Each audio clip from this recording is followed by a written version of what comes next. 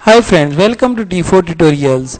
दोस्तों, आज की इस वीडियो में हम बात करेंगे virtual base class in C++ के बारे में।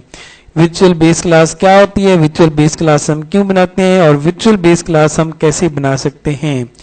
अगर अभी तक आपने हमारे चैनल को सब्सक्राइब नहीं किया तो चैनल को सब्सक्राइब करके बेल आइकन प्रेस कर दें ताकि आपको और हमारा एक अच्छा रिलेशन कायम हो सके और फ्यूचर में आपके किसी भी क्वेश्चन का आंसर ताकि हम कर सकें। ओके, तो बेस क्लास क्या होती है, वर्चुअल बेस क्लास क्या होती है और वर्चुअल बेस क्लास की जरूरत हमें कब पड़ती है। चलें, सबसे पहले मैं आपको एक सिनेरियो दिखाता हूँ। उस सिनेरियो के बाद यकीनन आपको समझ खुद ही आ जाएगी कि वर्चुअल बेस क्लास क्या होती है और कैसे हम इसको यूज करते हैं। मिसाल के तौर पर यहाँ पर देखिए, मैंने क्लास बनाई क्लास ए, मैंने क्लास बनाई क्लास बी और मैंने सपोज किया कि क्लास बी की पेरेंट क्लास है क्लास ए। मैंने क्लास बनाई क्लास सी और मैंने सपोज किया कि क्लास सी की पेरेंट क्लास है क्लास ए। मैंने एक और क्लास डी बनाई और मैंने सपोज किया कि क्लास डी की पेरेंट क्लास है क्लास बी और क्लास सी। यहां पर देखें तो आपको इस जगह पे अगर मैं आपको दिखाऊं ये वाली चीज, तो इधर आपको मल्टीपल इनहेरिटेंस नजर आ रही है। यहां पर अगर आप देखें तो आपको मल्टीपल इनहेरिटेंस नजर आ रही है, क्योंकि मल्टीपल इनहेरिटेंस में हमने पढ़ा था कि जब एक क्लास के एक से ज्यादा पेरेंट होते हैं तो मल्टीपल इनहेरिटेंस कहलाती है। जिस तरह यहां पर देखें, क्लास डी का एक क्लास बी पेरेंट है और क्लास सी भी इस क्लास का पेरेंट है। इस तरह की जब मल्टीपल इनहेरिटेंस एग्जिस्ट कर रही होती है तो वहां पर बाज़ औक़ात रिडंडेंसी का प्रॉब्लम आता है, जिसका सोल्यूशन है कि हम वर्चुअल बेस क्लास को यूज करें। चलें देखते हैं कि किस तरीके से। मिसाल के तौर पर हम सपोज ये करें कि हमारे पास इंट नंबर हमारे पास एक वेरिएबल है जो कि क्लास ए के पास मौजूद है।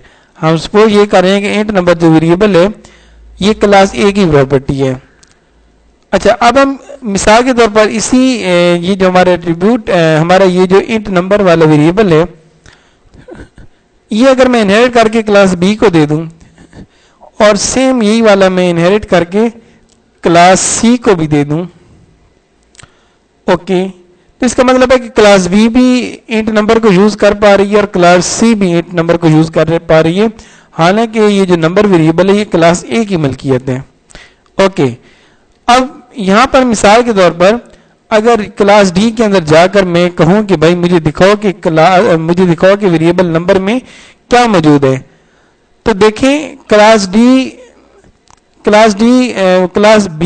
बी भी इसे बताने लग जाएगी कि भाई नंबर वेरिएबल में फलानी चीज पड़ी है और क्लास सी भी इनहेरिट करके क्लास डी को बताने लग जाएगी कि भाई मेरे पास तो नंबर वेरिएबल में फलानी चीज पड़ी है। अब यहां से रिडंडेंसी का कॉन्सेप्ट अकर होता है। देखें ना, मिसाल के तौर पर हम ये ले लेते हैं कि क्लास बी के अंदर जो नंबर वेरिएबल था इसने भी क्लास डी को इनहेरिट करके दे दिया और क्लास सी के अंदर ये जो नंबर वेरिएबल था इसने भी इनहेरिट करके क्लास डी को दे दिया। तो इसे कहते हैं रिडंडेंसी। और वर्चुअल क्लास का कॉन्सेप्ट यहीं पर निकला है कि जो इस तरह की रिडंडेंसी है वो नहीं होनी चाहिए। अब देखें ना, तो हम ये कह रहे हैं कि इस तरह की रिडंडेंसी नहीं होनी चाहिए। तो ये देखें, हमने यहाँ पर ये क्रॉस लगाकर बता दिया कि हमने शो कर दिया कि इस तरह की मल्टीपल इनहेरिटेंस में इस तरह का नहीं होना चाहिए कि एक चाइल्ड क्लास को एक पेरेंट भी कोई चीज शेयर करके दे रहा है और वही डेटा कोई और क्लास भी शेयर करके दे रही, ऐसा नहीं होना चाहिए। तो ऐसा कैसे नहीं होना चाहिए, इसका सोल्यूशन क्या है? इसका सोल्यूशन है वर्चुअल क्लास, कि हम क्लास को वर्चुअली डिक्लेयर कर दें। अब इसका हल ये है कि मिसाल के तौर पर ये देखें ना, इसका हल मैं कह रहा हूं कि ये हल है इसका। अब इसको देखें जी, इसमें हमने क्या किया है, हमने एक वर्चुअल क्लास बना दी ए, यानी कि जो हमारी मेन क्लास थी जो कि नंबर वेरिएबल को इनहेरिट करके आगे दे रही थी, उसको हमने वर्चुअल का कीवर्ड लगाकर वर्चुअल बना दिया।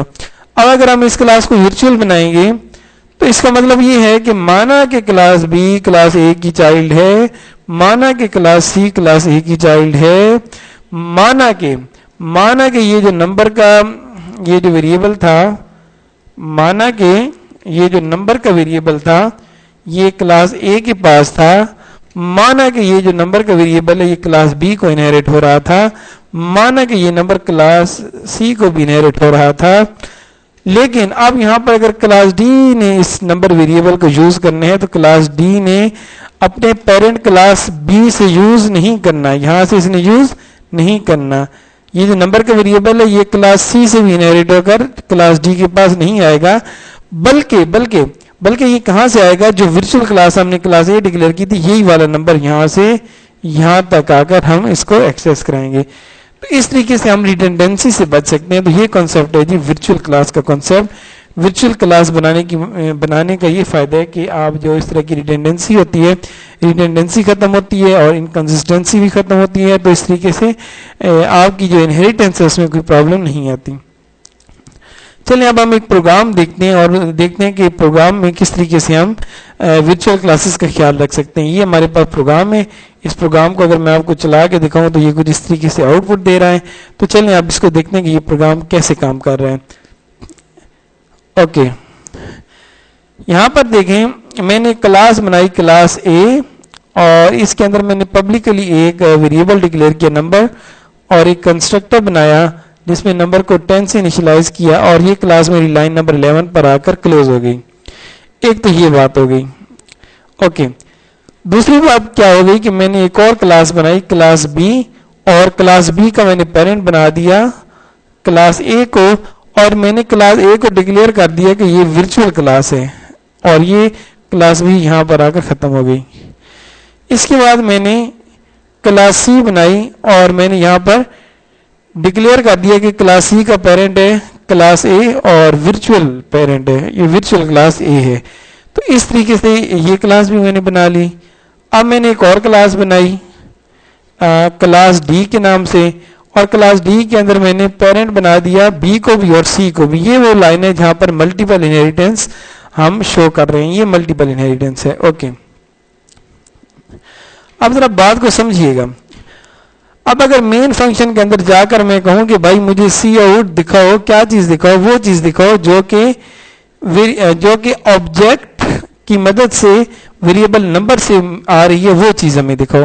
اب یہاں پر دیکھیں یہ جو آبجیکٹ ہم نے بنایا ہے یہ کس کلاس کا آبجیکٹ بنایا ہے. تو یہاں پر لائن نمبر 24 پر دیکھیں ڈی کلاس کا ہم نے ایک آبجیکٹ بنایا ہے آبجیکٹ کے نام سے, یعنی کہ اس کلاس کا ہم نے نا آبجیکٹ بنایا ہے ڈی کلاس کا. اچھا, اب مجھے یہ بتائیں, اگر میں آپ سے یہ چیز پوچھوں کہ بھائی مجھے یہ بتائیں کہ یہ جو نمبر ویریبل ہے کیا یہ اس کلاس ڈی کے پاس کہیں موجود ہے, تو یہاں پر اس کے پاس اس کی اپنی پراپرٹی نہیں ہے نمبر ویریبل. اوکے, اپنی پراپرٹی تو نہیں ہے, لیکن یہ دیکھیں نا اس کے پیرنٹ ہیں بی اور سی اور یہ دیکھیں سی کا پیرنٹ تھا اے. تو یہ اوپر سے تو انہیریٹ ہو کے آ رہا ہے نا, لیکن ایسے ہم نے نہیں کرنا, ہم نے ایسا نہیں کرنا, اس طرح سے ہم نے انہیریٹنس نہیں بنانی. ہم نے یہ کرنا ہے کہ یہ دیکھیں یہ جو آبجیکٹ ہمارا ہے جو کہ کلاس ڈی بالکل باٹم والی کلاس کا آبجیکٹ ہے, اس کا جو یہ جو نمبر ویریبل ہے یہ ہمیں کہاں سے ملے گا, یہ ہم لائیں گے یہ یہاں سے. یہاں پر دیکھیں نا یہ ہم نے شو کیا یہ بالکل اوپر سے, کیونکہ ہم نے ڈکلیئر کیا تھا کہ یہ جو نمبر ویریبل ہے یہ کس کلاس میں ہے. یہاں پر دیکھیں یہ ہے ایک کلاس اے کے اندر ہے اور کلاس اے جو ہے اس کو ہم آلریڈی ڈکلیئر کر رہے ہیں کہ virtual class A, virtual class A, یعنی کہ ہم بار بار کہہ رہے ہیں کہ ہماری جو کلاس اے ہے وہ ورچوئل کلاس ہے. تو کلاس اے ورچوئل کلاس ہے. تو بات کرنے کا مقصد یہ ہوگا کہ کلاس ڈی کا یہاں پر میں کہوں کہ کلاس ڈی کا پیرنٹ ہے کلاس بی اور کلاس سی اور کلاس بی جو ہے کلاس بی کا پیرنٹ ہے کلاس اے اور یہ جو نمبر ہے نمبر انہیریٹ ہو کے کلاس بی کے پاس بھی آ رہا ہے اور نمبر انہیریٹ ہو کے کلاس سی کے پاس بھی آ رہا ہے. لیکن کلاس بی نمبر کو یہاں پر ڈسپلے کرنے کے لیے نہیں بھیجے گی, کلاس سی بھی نمبر کو ڈسپلے کرنے کے لیے یہاں پر نہیں بھیجے گی. کب نہیں بھیجے گی, اگر ہم کسی کلاس کو ورچوئل کلاس ڈکلیئر کریں گے. اوکے, اس کا مطلب یہ ہے کہ یہ جو ہماری ورچوئل کلاس اے ہے یہ والی, یہ جو نمبر ہے یہاں سے ایسے ہو کر ایسے یہاں پر آ کر ڈسپلے ہوگا اور یہ سارا کس کی مدد سے ہوا, ورچوئل کلاس کی مدد سے ہوا. اس سے ریڈنڈنسی ختم ہو گئی.